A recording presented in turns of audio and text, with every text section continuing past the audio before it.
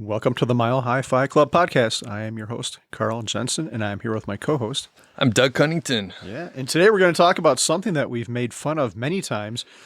And Doug, honestly, when you told me that you wanted to talk about this, I thought it was going to be a joke too. But then I read the outline, and it turns out you're serious. So what are we going to talk about today, Doug? I am now interested in crypto, and I'm surprised too. Like you said, I mean, for years I was basically uninterested, a little confused by the whole thing, and just wanted to stay away from it. But a few things have happened that kind of changed my opinion of the whole thing. Basically, I just have gotten like a lot more new information, and I think I kind of wanted to like be involved somehow, but there were some pieces that I didn't necessarily understand, and like some of the parties and stakeholders in crypto and Bitcoin and that sort of thing, I wasn't necessarily trusting everything they were saying. So we'll unpack all of that stuff. And I was going to say, as I was thinking about this episode, I remembered not that long ago, we had a mailbag show, episode number 9. And we basically both said, yeah, we don't care about crypto. We got better things to do. So here we are, just a few months later. Yeah, and this will be interesting. I know that we have audience members that are interested in it because they have commented on the YouTube channel.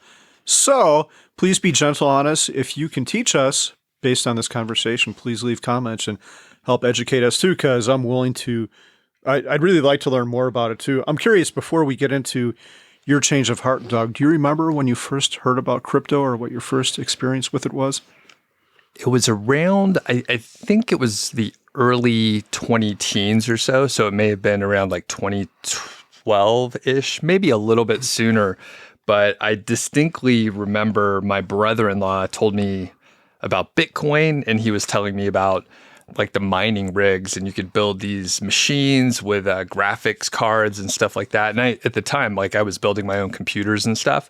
So I was thinking, oh, this is kind of interesting, but it all sounded so scammy. So I was like, I don't know, man. And my brother-in-law, good dude. I don't think he listens to this, but at the time he had a lot of like, maybe like get rich quick, or I'll just leave it at that. Maybe get rich quick schemes or things that I was like, I'm not going to do that. So yeah, it's been a few years. So probably I would say at least 2013. And I remember I was sending my brother-in-law an email recently, and I found an email from 2013 where he said, oh, we could have purchased or bought the mining rigs, and it would have been like 100x from the investment at that time. So now it would have been like whatever, hundreds of millions of dollars or something crazy. Wow. And we would not be sitting here if that had happened. You would be living in your chateau above Telluride or something like that. Yeah, it'd be something else. And I guess before we get into the details here, this is just a very, we'll say entertainment. That's a pretty generous word. So it's not investment advice. Do your own research. We're just talking about some concepts and ideas, not investment advice. In what you just said, it might not even be entertaining. So I'm not sure what's left after that. Yeah, I'm going to be leaning on you heavy here. So yeah. I guess we can get into it. So why the change of heart, right? For me, it was one specific episode. We've alluded to the Lex Friedman podcast a couple times. So I listened to probably maybe half of the shows or so. And this was episode 231 with Alex Gladstein. And the title was Bitcoin, Authoritarianism, and Human Rights. And Alex is the Chief Strategy Officer at the Human Rights Foundation and the Oslo Forum. And basically, I have not looked into authoritarianism or human rights, and I was thinking, oh, Bitcoin, I'm trying to learn a little bit more. So I listened to that episode, and it was very interesting how he tied together the human rights and authoritarianism with decentralized finance in general.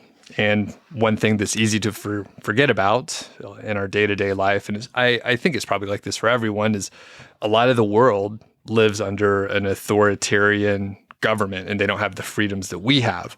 So I think one of the specific things that Alex mentioned was if refugees are trying to leave their country for some reason, they have a really hard time bringing their wealth or anything with them. I never thought about that. Again, I've had a pretty, lucky and privileged life in general, so I never even thought about it. And Bitcoin does give them a way, or at least a decentralized finance system gives them a way to move money, and they don't necessarily have to carry it around. Of course, you have to have the internet to make this work, but that was super interesting. And I don't remember the exact stat, but I think there's more population in the world that lives under an authoritarian government than a, free or democratized, or however you want to describe it, type of government. So that really opened my eyes, aside from, some of the other headlines that I've seen or podcasts that I've listened to where people have invested in Bitcoin and they made a lot of money, and that kind of stuff generally turned me off. But Alex kind of, spelled it out again. That was episode 231, fairly long episode, and they cover a lot of information. Did you catch that one? I have not heard that one. I know Lex Friedman talks about crypto frequently. I just listened to the Elon Musk episode this morning where they go into crypto a little bit, but no, I've not heard about that. And actually, that isn't the aspect I thought you were going to go into when you talked about authoritarian governments. I thought you were going to say that Bitcoin or whatever crypto is great because the government can't really manipulate it or have their hands on it. It's an entity or whatever, a construct that's free from government intervention. That's an even better point, probably. But yeah, the one that stuck out was what I just mentioned, of course. But yeah, I mean, when you look at the money supply, which you're probably a lot more familiar with, like monetary policy, I think you've read more, finance books that are at that level. That alone makes a huge difference. And we've seen inflation tick up, which could be another topic for another show or several shows in the future. But yeah, the monetary policy is another, big aspect of the whole thing. Yeah. But let's get back to what you just said. I think that's pretty interesting. So if you lived in some horrible part and you wanted a better life, what you could do is take your wealth, convert it to Bitcoin, get to your happy place, hopefully, and then convert it back to whatever the local currency is. And then you've moved your wealth around effectively instead of having to cart around a bunch of whatever your home currency is. And hopefully there's lots of bad things that could happen in between. You're going to be taken advantage of. You could be robbed. Lots of bad things could happen. But Bitcoin or crypto, I should stop saying Bitcoin. Crypto insures you against that. Your money's up in the cloud or wherever the hell it actually is. Yeah, I don't know what we call it. Yeah, the cloud seems like a good generic term. And one little quote that I snagged from stanford.edu, and we'll link this up, is according to the Freedom House Project 2021 Freedom in the World Assessment, 2020 saw a sharp acceleration in the global decline of democracy. By their measure, fewer than a fifth of the world's population now live in a fully free country. This is part of a longer trend of democratic decline and rising authoritarianism that's been underway across the globe for the last 30 years. And the thing is, I'm not political at all, and I don't read anything like this, but the format that the podcast on Lex's show came out, like it all flowed together, and I was like, that's really interesting, and I never thought about that. Yeah, that's fascinating, and I just thought of something right now when you said that, and that's pretty sad, actually, that the world's moving to that. Maybe the pendulum will swing back at some point, but I was just reading, I know China has had a lot of issues. The central government is clamping down and taking more control. And I think one of the things that they've done recently is they've clamped down on cryptocurrency. And it's probably not directly related to what you're talking about. I'm sure they want to be able to control what the populace does. And when they have a currency that's decentralized, that doesn't have to answer to any person or any regime, it's completely decentralized, then they can't control it. So have you heard about that, what China's doing with crypto? Or yes, I think what did they ban mining within the country? Is that right? I think so. And I thought they had taken steps beyond that too. And they may have, and this is the part where, and we'll get into it. I don't like to follow the news or anything like too current or sort of shape my day, like looking at investments or anything like that, where I get like external stimulant to make me stressed out.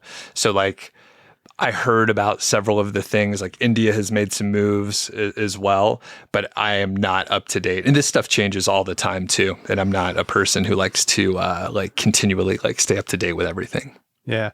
I wonder if you are in a place like that, if you have, I know China has the Great Firewall where they block what the population can access. I wonder if there is a way to effectively trade crypto or deal with crypto if you're in a place like that. I have no idea what the answer is.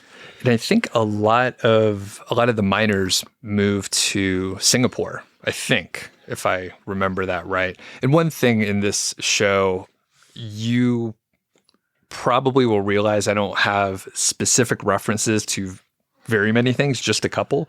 So I didn't want to just like parrot what I heard on other shows. So I'm catching myself kind of doing that, but go back to the original sources and you could easily like look up any of the news things to make sure that you're getting accurate information.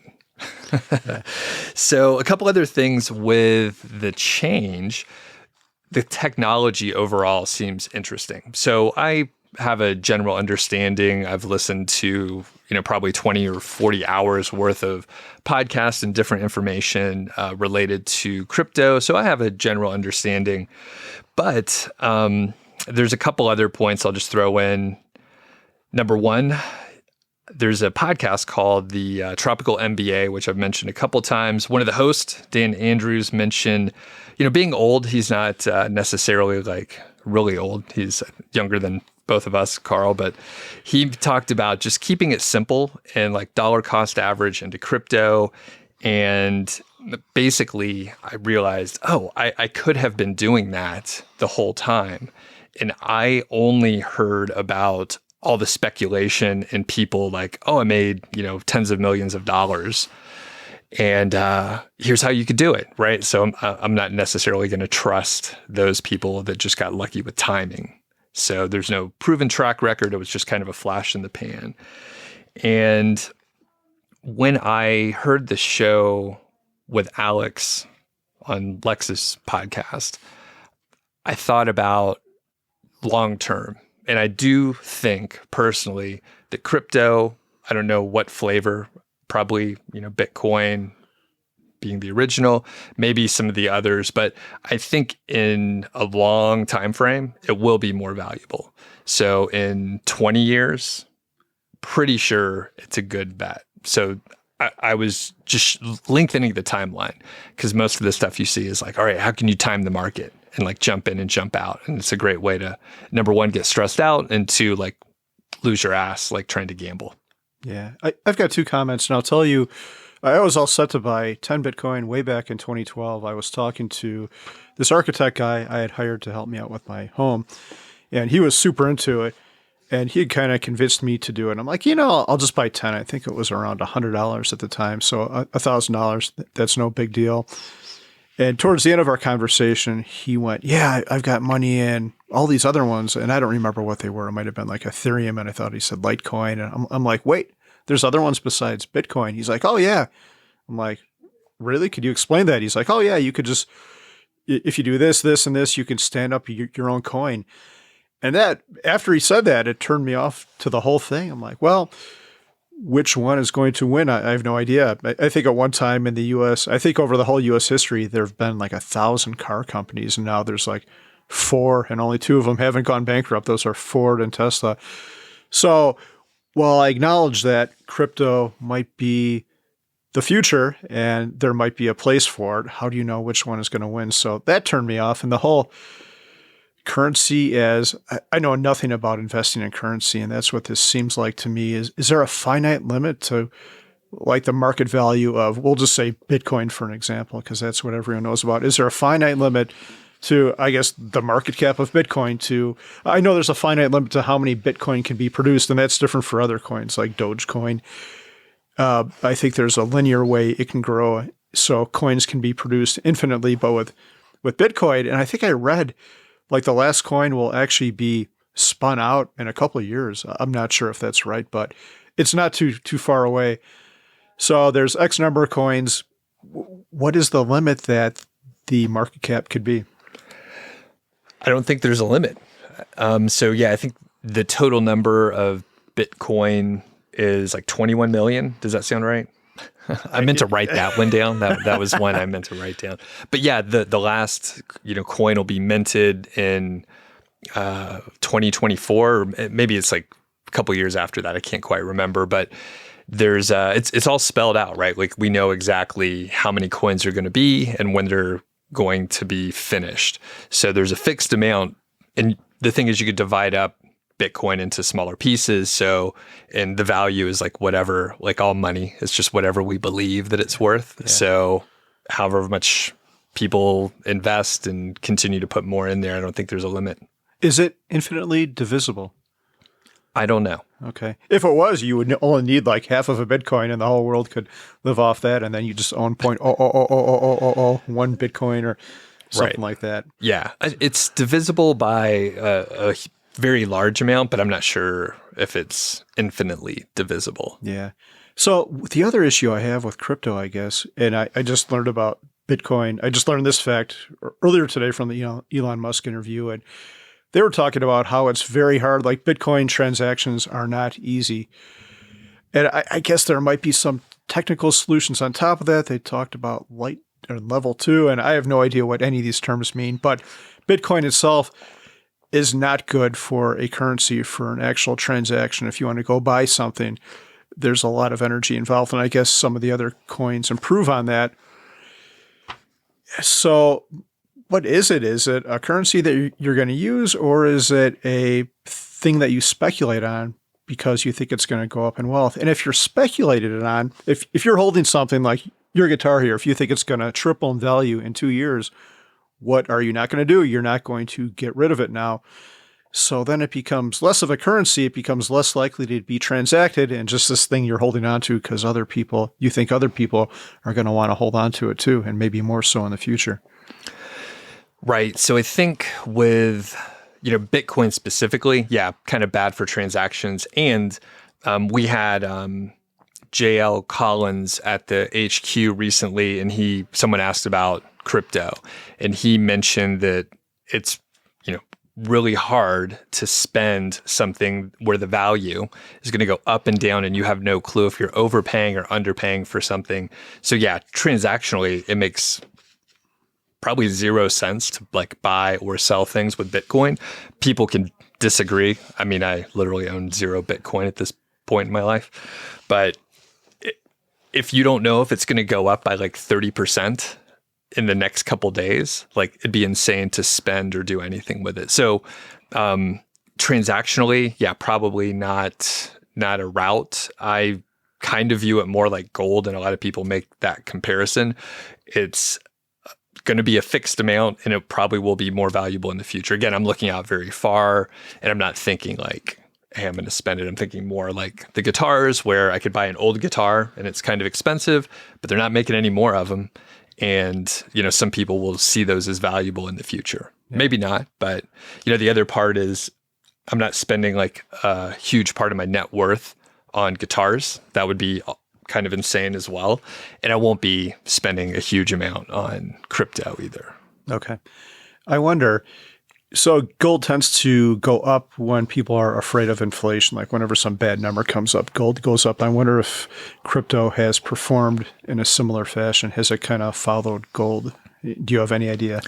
Yeah, and we may steer away from like asking me facts about anything because I don't know, right? But I think generally, like if you look over the last few years, like crypto, right, outperformed the stock market and stuff like that if you look at certain periods of time. So like it may not be a good marker because the amount of data that we have is so small. But I think generally, yeah, it has sort of been sort of a counterbalance to like inflationary stuff. Okay. So one silly question, if you were that person, one famous crypto story is the guy who bought, I think, 2 Papa John's pizzas with 10,000 Bitcoin. What would that be worth now? What's 10,000 times 50,000 or whatever the price of Bitcoin is? It is a very, very large number. I was talking to another one of our mutual friends, Ray, about that. He's like, no, I don't think I'd be mad at all if I was that person. And I don't know if that person has ever been identified. But if I was that person, I would I would think about that every single day. I'd probably have to go talk to a therapist. How about you, Doug? Would you be upset? That would be rough. Yeah, that'd be rough. I'd be very upset. I would probably figure out a way to cope with it, but that's rough. I mean, we could think back, like you were about to buy 100 Bitcoin. Is that what you said a while back? It was 10, and yeah, that's $600,000 or 500,000 right now. Yeah. So that hurts a little bit. And like I was aware in 2013 and I could have like purchased back then or like dollar cost average into it, but I didn't. But buying the 2 pizzas, that would hurt to actually like spend it. Domino's pizza, which is fine. I mean, I like all kinds of pizza, but Domino's pizza, I don't know. Okay. So a couple things. I mean, this is just a classic sort of flip-flop, and I try not to do that too much, but as smart people, and I'll include you in that, Carla, you're very smart. So when we get new information and we change our opinion on something, like that's kind of good because we've learned something and we're like, oh, I was wrong before. And I won't know if I was wrong or right for, several years. It seems like an okay thing to do. But let me tell you why I was turned off from crypto since like 2013. Number one, it did sound a little scammy. And some of the people that, talked about crypto a lot, especially in the last couple of years, they just happen to time the market well. Now, they may have like underlying beliefs that drove them to really like bet the farm on crypto or Bitcoin specifically, but I can't remember if it was on the specific Alex Gladstein episode with Lex, but someone mentioned that basically if it's an analogy, all right, so I'm going to try and talk my way through it here, but if we took advice from people that bought like the first Apple computers just because they bought the first Apple computers and they happened to be worth a whole lot of money. And we like put them on a pedestal and we were thinking like, oh, these people know a lot more than we do. Probably not. They probably just had extra money in like technology and they thought, oh, I'm going to buy this Apple IIe really early. It doesn't mean that they are experts in investing in technology. So when we look at the people who did really well investing early in Bitcoin, for example, and we're trying to take advice from them, it doesn't necessarily mean they know more. They just happen to be in at the right time. So did I explain that well, or is it too loose of an analogy? No, I think it's great. I think just to build on it a little bit, the same analogy can be applied to stocks. Like just because you're successful, how much of that was luck? That if something really blows up, usually, and I think of myself with Tesla, I bought that stock in 2012 and I just bought it on a whim. So you could look at me now and think this investment that went from $5.79 a share to over $1,000, you could think I'm some kind of genius, but no, I got lucky. I could never have predicted the factors that would surface that made it go from $5 to $1,000. It's impossible. If you asked me my thesis and I was to be honest with you, I would say, yeah, I thought Elon Musk was cool. And that's it. I never could have predicted the factors, their supercharging network and everything else they've done there. They'll make over a million cars in the next year with a huge margin. None of that was predictable. So I think that's the case for most. I'd love to hear someone who has a 100x or 1,000x investment to hear their thesis when they originally bought that and that thesis came true, because I think that's very difficult. You think how different of a company Alphabet or Google is now than they were when they launched. They were a search engine, and now we've got Gmail, Maps, and all these crazy things. Our phone operating system, the biggest phone operating system in the world, came from a search engine. No one could have predicted these things. Exactly. So a couple of the other major issues is the high amount of speculation, right? So I alluded to it before, and I'm not someone who likes to check the value of things. And yeah, I just get nothing out of it. It does seem stressful, and I have no interest in being involved in like a speculative market. And that is what it is. So again, the only way that I could like figure out how to like play in the Bitcoin area or crypto in general is say, you know what, this is just a long-term investment. I don't have to think about it too much. That's why I like index funds. And I don't want to like watch the news and try to predict what's going to happen. It's no fun for me. So I'm curious, I'd like to back up a second. You said one of the things that got you interested in it was the decentralized nature of it and how it would enable maybe some people to escape authoritarianism. Is that so? Do you think just that use case is going to help increase the price, or do you just like that it's a positive development for the world? Positive development. Yeah, I don't think it'll affect the price or anything like that, or value in general. It's just a good use case where I can see like it making a bigger difference than just people trying to time the market. Sure. And this is semi-related, but I think it was El Salvador that just changed their currency over to Bitcoin, which is pretty interesting because I think that's somewhat of a rough place. I know they've had issues with crime and gangs and things like that. And now they just moved to Bitcoin as their currency. I hope that's right. Yeah, I think that's right. This is not a podcast where you go to necessarily learn current events. It's just people talking about, I think we basically just read headlines and then we're giving our commentary on the headlines without reading the articles. Yeah, that's pretty much right. I did all my research in about 10 minutes. So yeah, don't do anything. Don't do as we say and don't do as we do. Okay. And then the final thing that I'll mention that kind of pushes me away from several things.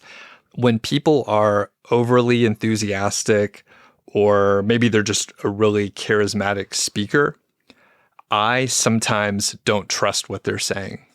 And it could be because a lot of sales people or politicians or just generally people selling bullshit are often really charismatic and really enthusiastic. So there's been a lot of buzz about crypto and like, you got to get into crypto. Like you're losing if you're not getting into crypto right now, you're missing out. And it completely turns me off. So it is a bias that probably like pushed me away from something that potentially was a good idea. But yeah, it's one of those things. I'm always cautious if people are just a little too pushy with things. Do you have that same sort of feeling towards people that are charismatic? Oh, absolutely. If you're charismatic, you're probably that way because what you're trying to sell is a bunch of shit, so you need to try to sell it some other way. But I think that argument could actually be used as an argument for crypto because no one knows who invented Bitcoin, and I don't think we'll ever really know who that person is. So that person had no interest in their ego or trying to sell a bunch of shit. They just wrote the white paper, stuck it out there, and let the world run with it. So that could be a vote of confidence for crypto. Yeah, exactly. I mean, it was in the wake of the 2008 financial crisis and all that kind of stuff with the financial institutions kind of just fucking up. Yeah. So, all right. Any other things related to, I guess, staying away from crypto or anything like that? And then I'll describe my plan. Yeah, I would like to know your plan and what your measure of success is. But yeah, I'm kind of intrigued. I know so little about this. I'm really curious what the audience is going to have to say in the comments about what we've talked about today, because I really do want to learn it. If this is going to be a viable thing, I would probably buy it too. But I admit it's hard to wrap your mind around it. The whole, like, how do we have two monetary systems running side by side? In the US, we'd have our dollar or whatever, and then we'd have crypto. And I can't wrap my mind around it all. So that's, right. I don't know. Maybe I'll listen to this other podcast, this Lex Friedman, Alex interview, and see if I can learn a bit more from that. But if other people have stuff that we should listen to learn, please let me know. Well, the vision is a long-term investment, as I alluded to a couple times. So luckily, we won't need to monitor this very closely. We could just look out like 15, 20 years. So it gives me plenty of time to like back out or anything like that. But I am probably going to, start dollar cost averaging, probably a very small amount, maybe like 5% of what I would normally invest, and just put a little bit into a crypto area, which I'll describe in a second. And initially I'll probably do like, something small, like 5K, something like that, just to get the ball rolling a little bit. And I mean, I could tell you, I've looked at just the volatility of the market in general, and I'm like, oh man, should I wait a couple days? Should I like wait several months? And I got to get out of that mindset and just pull the trigger and start moving forward, and then it'll be fine. Again, when you zoom out on a long time horizon, it eases the pressure a little bit. And I will specifically try to keep it simple. I have no interest in like researching all the different currencies that I could invest in. So I'm probably just going to stick to Bitcoin and Ether. So those are the two biggest market caps. So I'm probably just going to stick with those two. I initially was planning on just like a 50-50 split. Again, keep it simple. I don't want to think about it too much. I will probably double check, and I may lean a little bit more into Ether just because it potentially is a little bit more transaction based. You mentioned like the level 2, and this could be a bad analogy, but the level 2 is going to be sort of like the internet, and then like web browsers, and then you have like other layers on top of the foundational technology.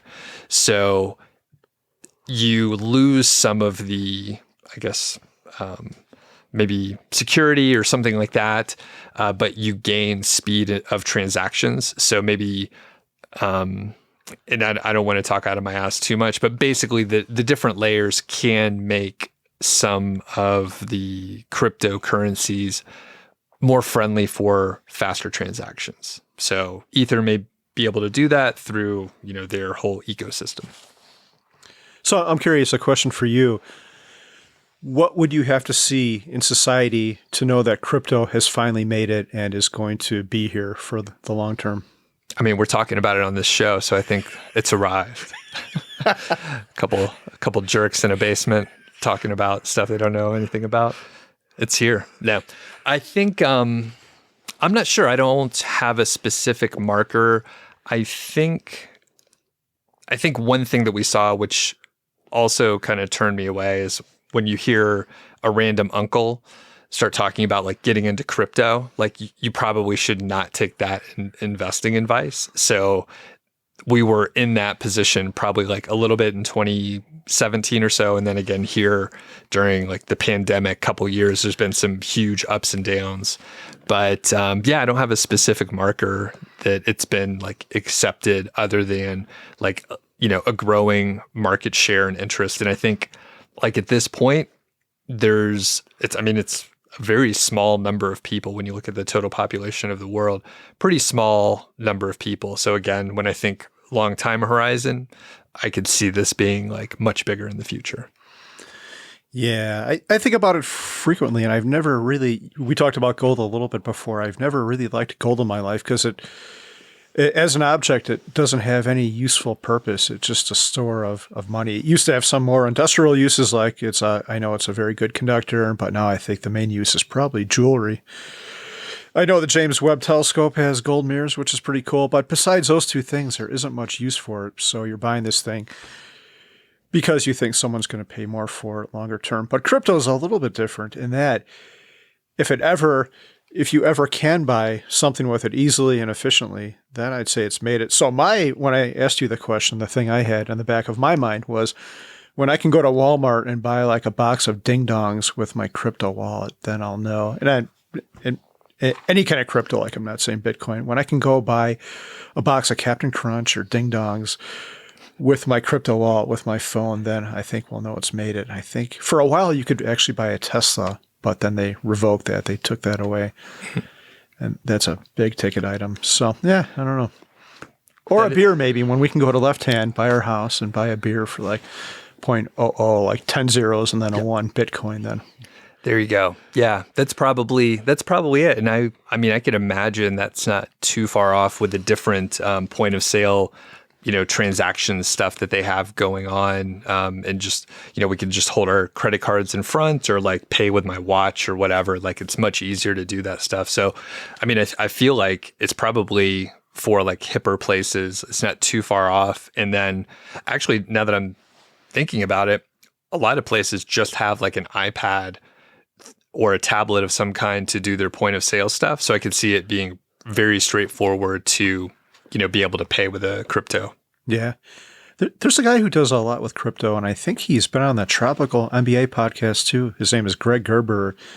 He lives in Boulder, and I think he was working on that problem, like easily facilitating transactions. So I'm sure there's a million other people working on this as well. But yeah, I think it's got to stabilize a little bit. We can't see fluctuations where the thing doubles or triples in price over the course of a month. But I guess that would happen as more people get into it too. It would just that would stabilize it. Mm-hmm. Well, and I think we should probably start wrapping up because we're reaching the end of my knowledge. But because I listened to so many podcasts and researched quite a bit for just the learning stake, there are stable coins that are they're literally meant to be more stable and spendable and that sort of thing. So when those are more readily adopted, that will probably be a more viable option. I have one more question for you, Doug. Have you researched, and this has been our ongoing joke for a while, what it takes to stand up your own cryptocurrency? No, I haven't. What do you got to do? I have no idea. I don't think it's that hard. It would be kind of fun to do one. And the thought I had was, for Bitcoin, you have to solve a complex math problem to generate any Bitcoin. It'd be fun to do one where the generation of the coin depends on you doing something good. Like if it could be tied to your Fitbit, that if you walk 10,000 steps, then it produces one Dougie coin. That'd be pretty awesome. But we'd have to be careful about it because people could just strap their Fitbit to some kind of vibrating thing, strap it to a vibration device that you could buy on Amazon for cheap. And then like a personal massager. Is that what you're thinking of? Yeah, massager. That's what I was talking about for muscle pain. And then they'd be producing hundreds of thousands of Doug coin every day. So we'd have to figure out some way around it. Already my idea has holes in it, and I just came up with it a minute ago. But yeah, let's come out with a coin, but find some way where people have to do something good for either the environment, their body, or the world to produce a Doug coin. That's a good idea. I wonder if there's any like that, since there's so many, different cryptos in general. Yeah, the Doug coin trillionaire would be some guy who would be one of those guys who runs a marathon every day, or women who run a marathon every day. Yeah, very nice. So, if people have questions or comments or thoughts on this episode, shoot us an email, or on the YouTube side, you could, of course, leave a comment. And we often forget to tell people to sign up for the email list. So it's the MHFi Club. There's a link wherever you're listening or watching. So you could just follow that link and get to it and sign up for the email list. We don't send out many emails. We just kind of announce shows and let you know what's coming up.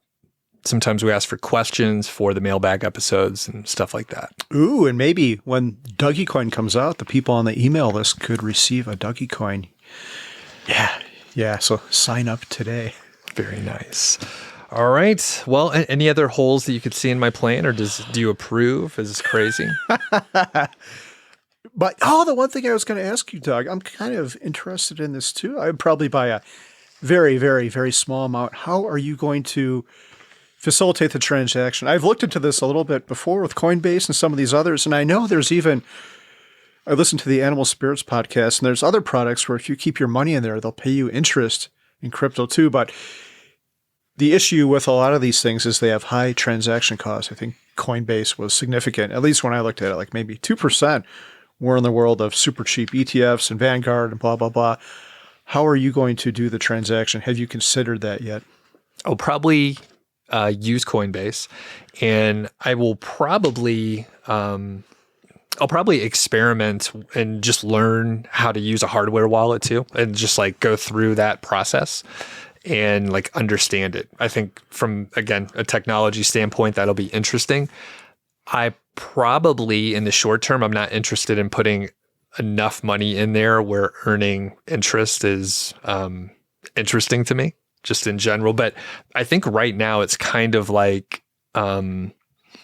can't remember a good analogy, but basically they want people to put their crypto into their financial institution to lend it out. So they're paying like a pretty healthy amount. Like, do you remember what interest rates you were saying? Yeah, I thought it was like 10%. Yeah, it's pretty good. So, I mean, if you have an extra $1 million that you could put in, like that could be really interesting to do.